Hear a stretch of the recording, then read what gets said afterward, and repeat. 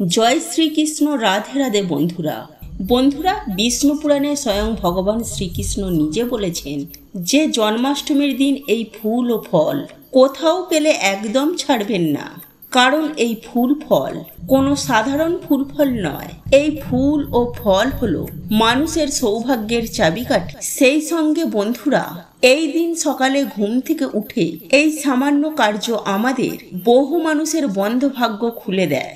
এছাড়াও এই পবিত্র জন্মাষ্টমী যেহেতু সোমবার দিন ও মঙ্গলবার দিন পড়েছে, তাই অজান্তেই কিছু ভুল কিন্তু আমাদের এই দিনে সৌভাগ্যের দরজা বন্ধ করে দেয়। তাই যদি বন্ধুরা আপনারা সারা বছর সারা মাস ভগবান শ্রীকৃষ্ণের ও মা লক্ষ্মীর কৃপা প্রাপ্ত করতে চান, বাড়িতে সুখ শান্তি ও আর্থিক উন্নতি করতে চান, তাহলে অবশ্যই কিন্তু বন্ধুরা আপনারা ভিডিওটি পুরো দেখবেন, কারণ এই ভিডিওটিতে বন্ধুরা আপনাদেরকে সুন্দরভাবে জানিয়ে দেব যে এই সোমবার ও মঙ্গলবার জন্মাষ্টমীর মহাযোগে কোন ফুল ফল আপনারা যদি পান তাহলে একদম ছাড়বেন না।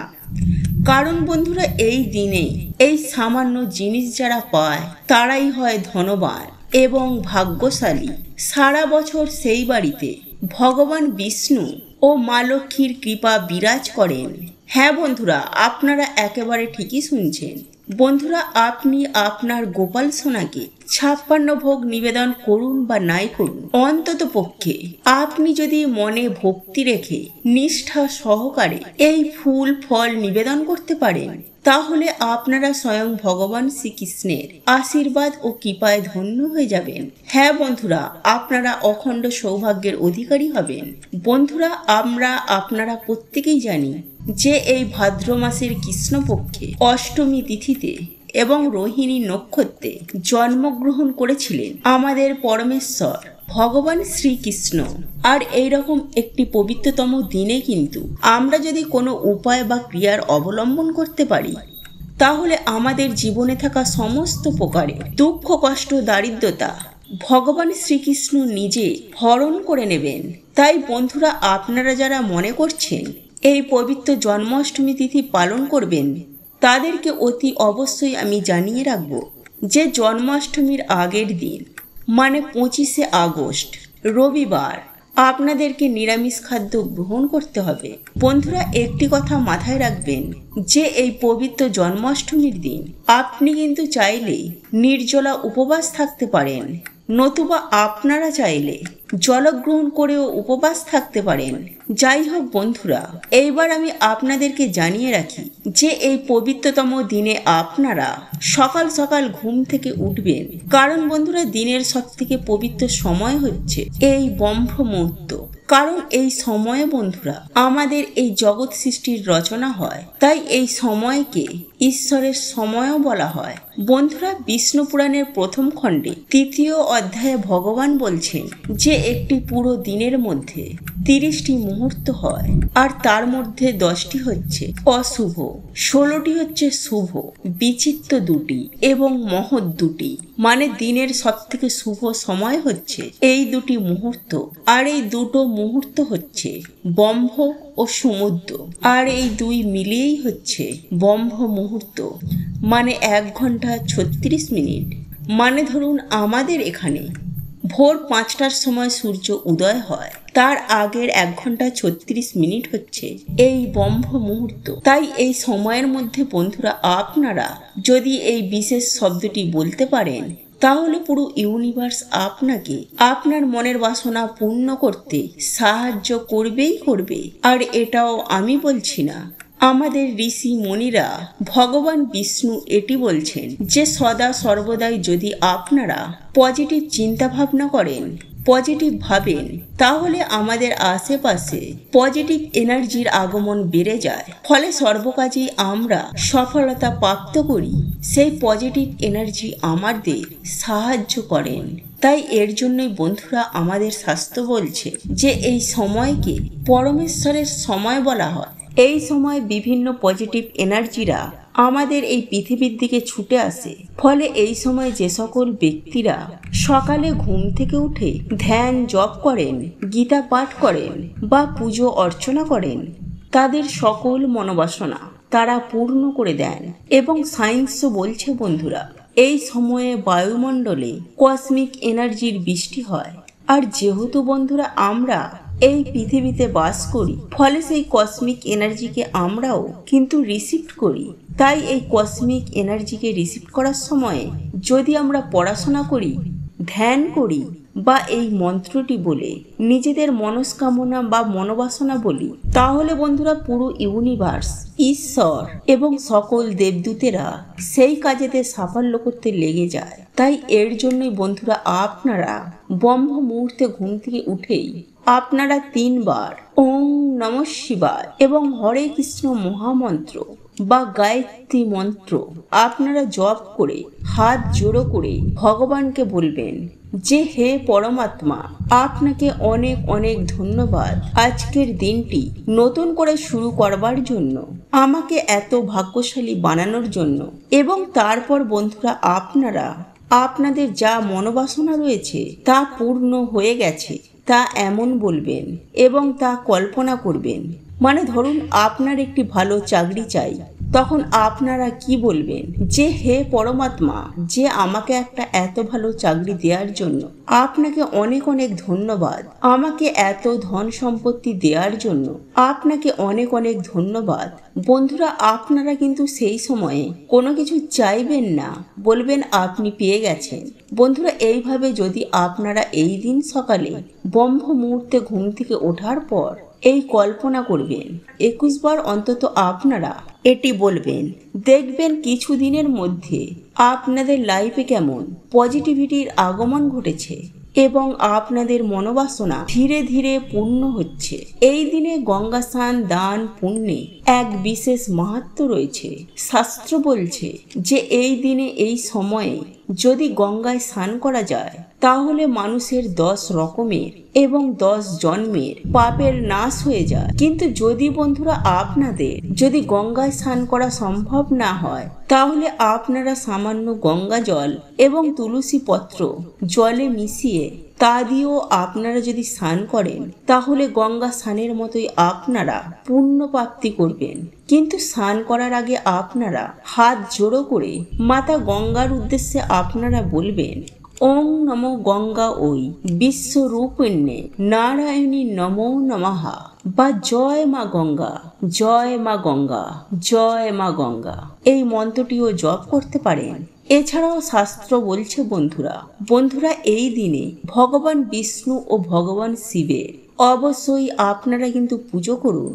এই দিনে আপনারা পুজো করার পর আপনারা ভগবানের প্রসাদ যেমন কলা, নারকেল, বেদানা, ডালিম, ভগবানের প্রিয় ফল আপনারা অবশ্যই দান করুন এবং প্রসাদ রূপে আপনারা বাড়িতে সকলে তারপর সেটিকে গ্রহণ করুন।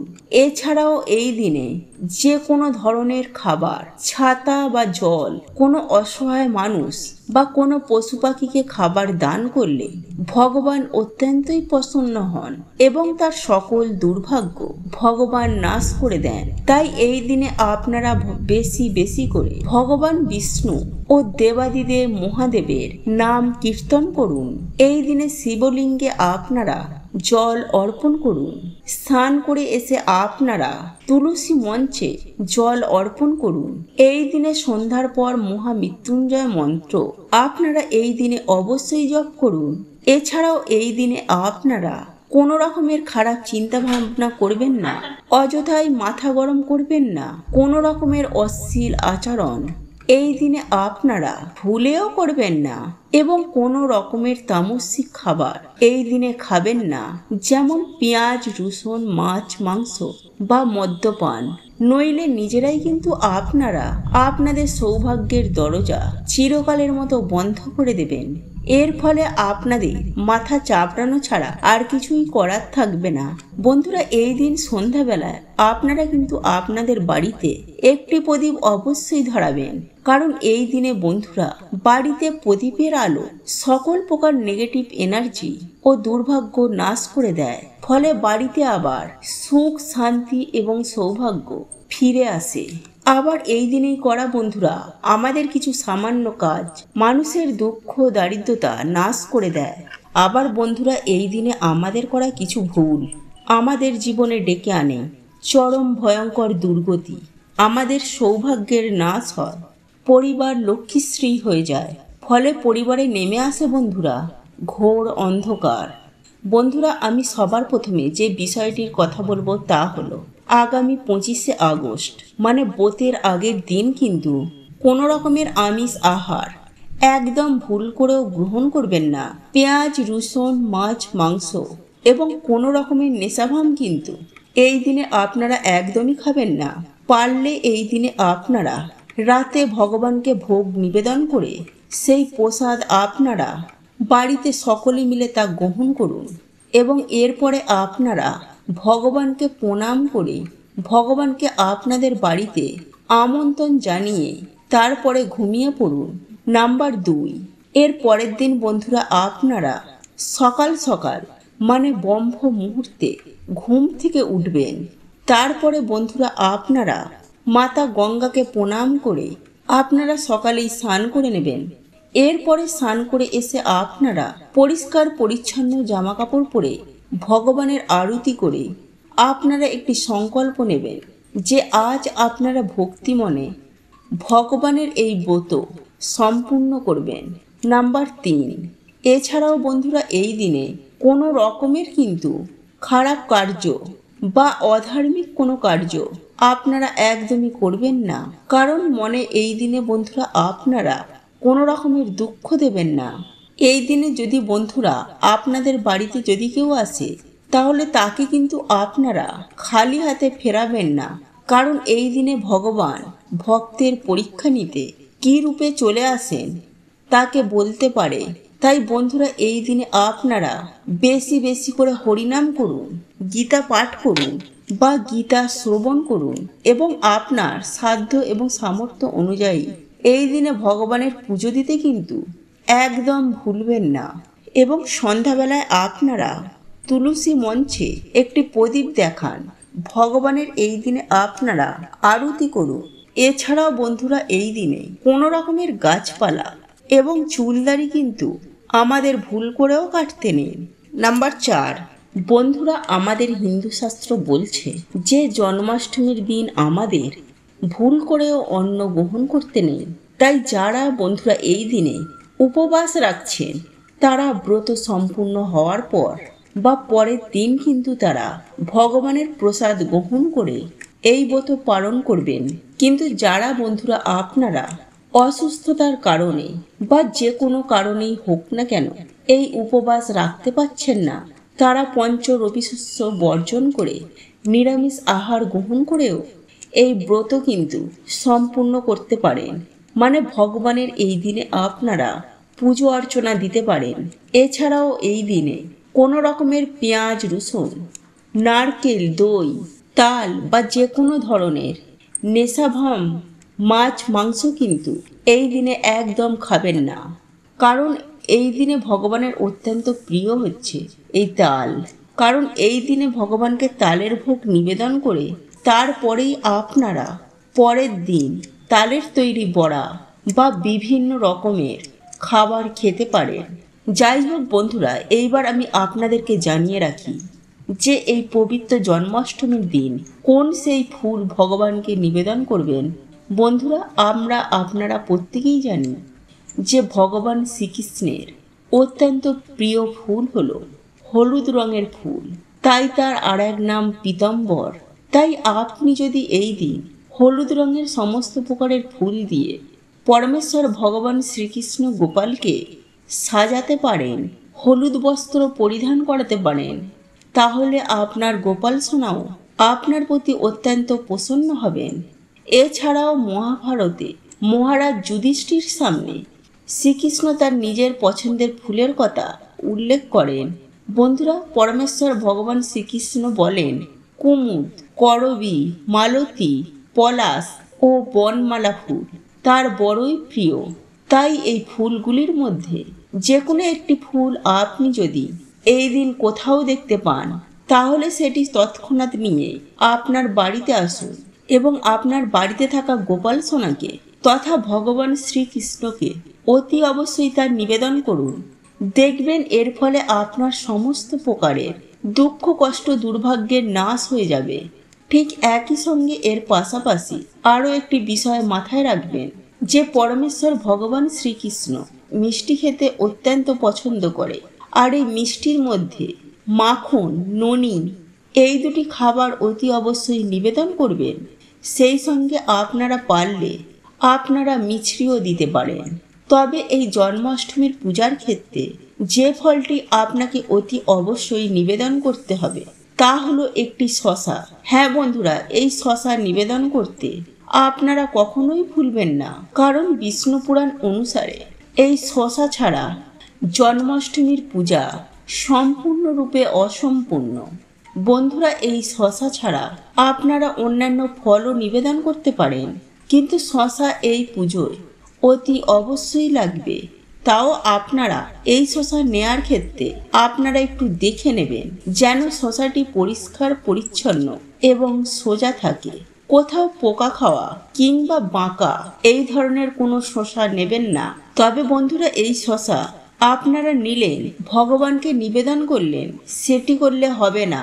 এই শসা ভগবানকে নিবেদন করার জন্য শাস্ত্রের একটি বিধি ও বিধান রয়েছে, তা আপনাদেরকে পালন করতে হবে। আর তা হলো, আপনারা সবার প্রথমে একটি 1 টাকার কয়েন নেবেন এবং আপনারা যেভাবে ভগবানের পুজো আরাধনা করবেন সমস্ত কিছুই আপনারা আপনাদের মনের মতো করে সাজিয়ে গুছিয়ে নেবেন।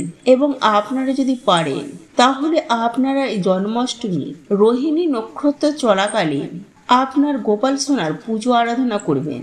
আপনাদের সাধ্য এবং সামর্থ্য অনুযায়ী ফুল, ফল, মিষ্টি নিবেদন করবেন।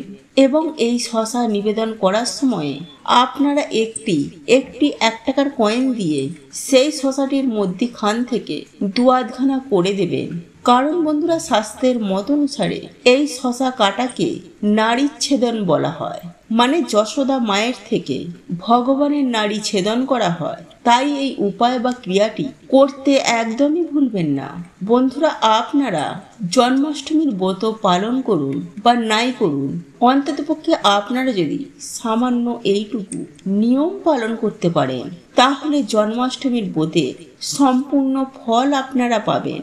তবে ভগবানের পুজো আরাধনার ক্ষেত্রে তুলসী গাছের পাতা অতি অবশ্যই নিবেদন করবেন, প্রত্যেকটি ভোগে, প্রত্যেকটি ফুলে, প্রত্যেকটি নৈবেদ্যে। কারণ তুলসী ছাড়া ভগবান কোনো কিছু গ্রহণ করেন না, এতে আপনার পূজা অসম্পূর্ণ রয়ে যাবে। বন্ধুরা, আপনারা যদি শাস্ত্রের এই বিধি বিধান অনুযায়ী ভগবানের একবার পুজো আরাধনা করতে পারেন তাহলে আপনাকে আর পেছন ফিরে ঘুরে তাকাতে হবে না। কারণ ভগবান শ্রীকৃষ্ণের আশীর্বাদ ও কৃপা দৃষ্টি আপনাদের সঙ্গে সাথে থাকবে। জয় শ্রীকৃষ্ণ। রাধে রাধে। প্রভু আপনাদের সকলের মঙ্গল করুন। আপনারা সকলেই সুস্থ থাকবে, ভালো থাকবেন।